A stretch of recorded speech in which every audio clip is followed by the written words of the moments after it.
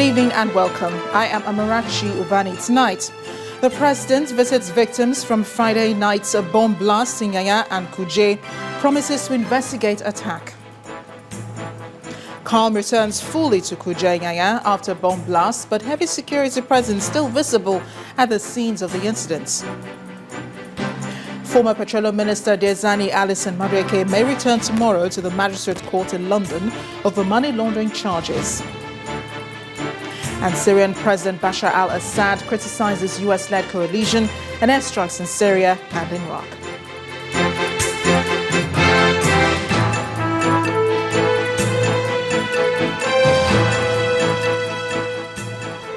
President Muhammadu Buhari has described as cowardly the multiple explosions that hit Abuja on Friday night. During a visit to survivors of the blasts at the National Hospital, he reassured them that investigations are still ongoing to fish out perpetrators of the bomb attacks in Kuje and in Yaya. The hushed visit by the president was in company of the Ogun State Governor, Dr. Bikuli Amosun, and the Chief of Staff. The president assured the 17 survivors of the performer that the federal government will take full responsibility for settling their medical bills. Our correspondent, Gloria Umezoke, reports. The president arrived at the National Trauma Center without his usual security detail. This visit was apparently hushed. Alongside the governor of Ogun State and the chief of staff, they headed straight into the intensive care unit, the pediatric unit, and the general wards of the National Hospital to see the survivors, many of them bandaged and receiving treatments.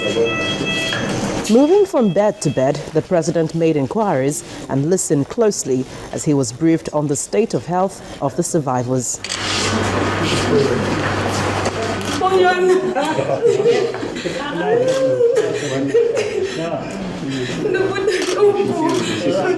Many of the visiting relatives were clearly distraught.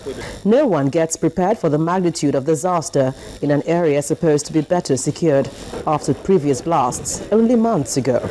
Well, this is most unfortunate. I think enough has been said about it.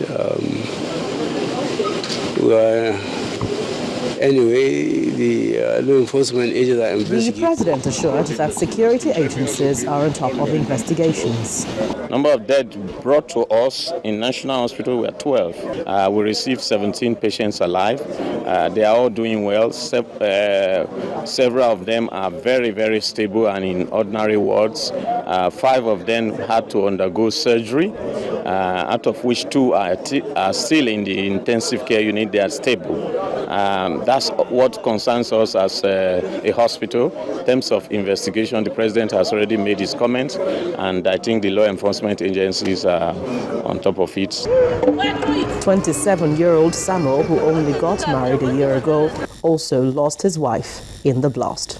I never take everything so serious. I started bomb blast in Kuje. I started calling their line, switch off. I called my wife's line, a line was switched off. I called my wife's line, and my wife's line, a line was switched off. With the news I was able to gather there, they said they've moved that my sister-in-law, she was able to see my daughter. She was the one that carried my daughter to National Hospital here. I'm bringing my daughter to National Hospital. We are looking for the rights for my mother-in-law and my wife and my brother-in-law. When I will see them, I could not even recognize my wife. Recent bomb blast in Kuje and Yaya has all the attributes of the Boko Haram attack. Even the victims' grieving families recognize this. That's why they re-echo their plea to the federal government to put an end to this, to prevent reprisal attacks from the victims themselves on the government. Gloria Umezoke, Channels Television News. Calm has returned to the scenes of the blasts in Abuja, but when Channels Television visited the site, security personnel were still guarding the place as it remains cordoned off.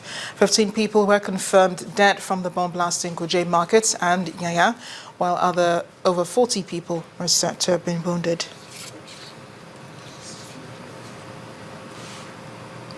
Joining us now on the update of the bomb blast in Yaya and Kuje is Colonel Najim Shobo, a retired army officer. You're welcome to the news at 10.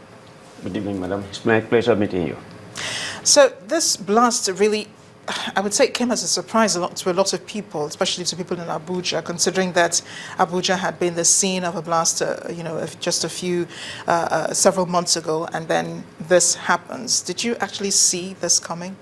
Yes, I saw it coming, and I think some time ago we discussed it here, but because of the dislodgement of the Boko Haram insurgents from Sambisa Forest, and we know that Sambisa Forest is their center of gravity. That is their tactical headquarters. That is their administrative headquarters. That is where the bulk of their troops reside. And then with the directive that was given by the President of the Federal Republic that the Boko Haram must be dislodged within 3 months, the forces are putting all it takes with a very high morale and fighting spirit to ensure that mission is accomplished. They have been dislodged from Sambisa Forest. So therefore, what happened in Yaya, Kuje, and probably the other ones that are likely to happen, which of course I'm sure will happen anyway, are things that are occurring right now. So what happened in Kuje and Yaya was not a surprise. Those are part of the things you should expect from a dying force. Does it cause you to think about how much progress the military claims it has made concerning Boko Haram? Well, if you take a look at it objectively, you discover that the military have made tremendous improvement on the field. You discover that as it is now, we don't have a concentrated force of the Boko Haram anywhere that can attack a conventional force. Or you don't have the Nigerian army embarking on what we call a tactical maneuver to other countries that is very close to us. You don't have people deserting the front line. And you see the service chiefs, most especially the Chief of Army Staff, are staying with the troops, even in Gamburu, for about 20 nights to reinvigorate the confidence of the soldiers, to let the soldiers know that it's with them heart and mind, as well as its operational commanders. So with this, you discover that the Boko Haram, for now, they don't have a base, and because also they don't have a sovereign status, there is no place they can call theirs. So what they are doing presently is they have gone asymmetrical. The tactics they engage upon now is not a confrontation any longer, but they are now doing what we call asymmetric tactics, where they pick on soft targets, look at security forces where they are hiding, try to avoid the security forces, and then unleash terror in those areas.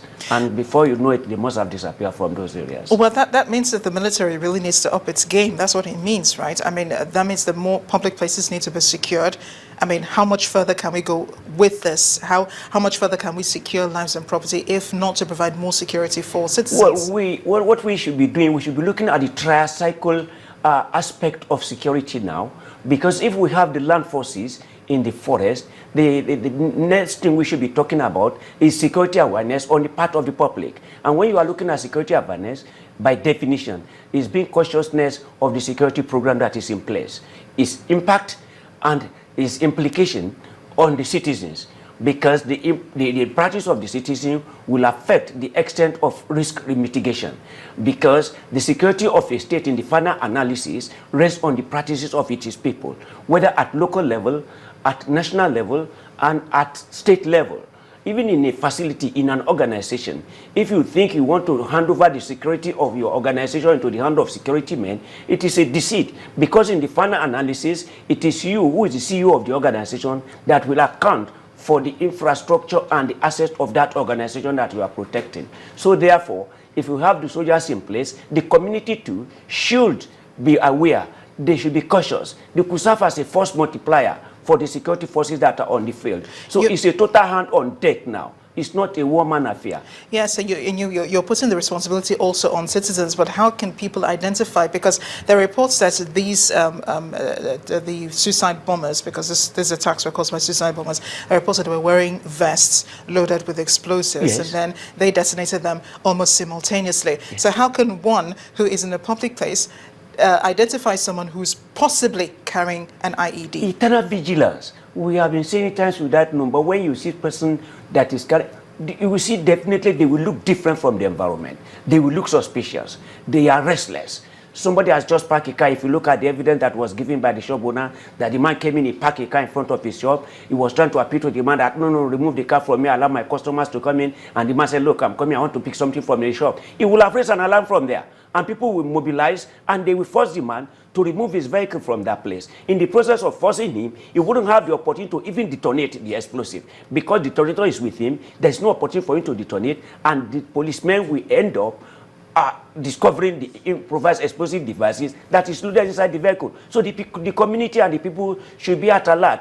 They should raise observation when necessary. And more so, if you take a look at it, you see, movement for as it is today in such area should be based on the basis of the need to go. If you don't have any business around that area, you don't need to go there, so that traffic can be reduced and casualty can equally be reduced. Colonel Najim Shobo, thank you so much for joining us on the News at 10. Really appreciate your insights and your suggestions. Thank you so much. Thank you very much. I've been speaking with Colonel Najim Shobo, a retired military officer, on the updates of the blasts in Yaya and in Kuje. And in part two, after the break, the People's Democratic Party in Delta State and the All Progressives Congress trade words over decampees from the PDP. Please join us again.